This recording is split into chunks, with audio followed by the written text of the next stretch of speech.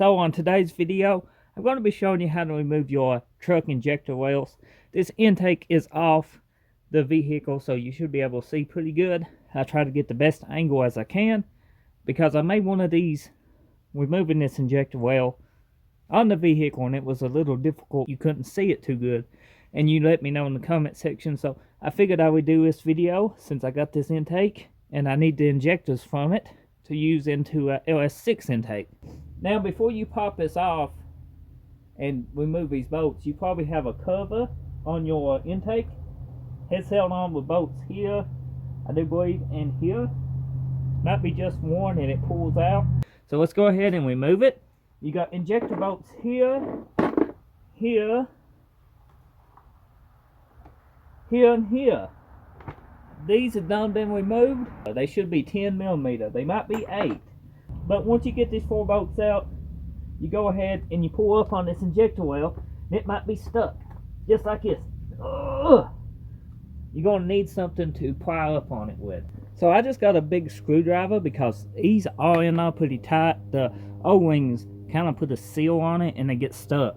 So let's just go ahead and gently put this somewhere on the intake and pry up on it. I mean gentle, guys. Try to hold this steady. Up it goes. Up it goes. Then you flip it around or go to the other side of your vehicle and do the same thing. We're just going right here. And here.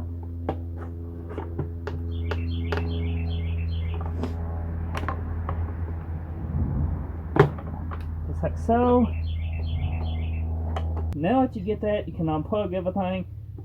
This is your fuel pressure regulator. Right here, it will need to be unplugged. Then you can lift up on this. And that is your injectors. And this is your O-rings. Right here. Injectors look actually pretty decent. Need a good cleaning, but they should be very usable.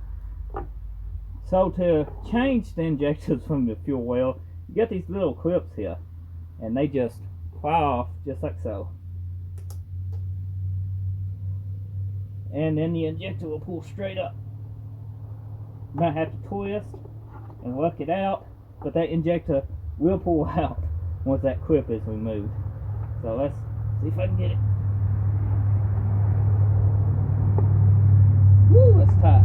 Just as before, the O-rings is going to have, it's held in pretty tight, so gentle. Don't want to put a lot of pressure because you can crack this injector, and just work it out. That's your O-ring and the injector. Now you can go ahead and install your new O-rings on your new injectors, or use your O-rings. I recommend replacing them and install your new injectors, and then install your fuel well the same way it just came off.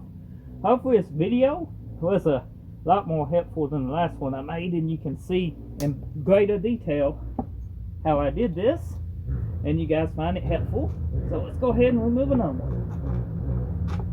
And as always, I'll see you on the next video. Thank you for watching.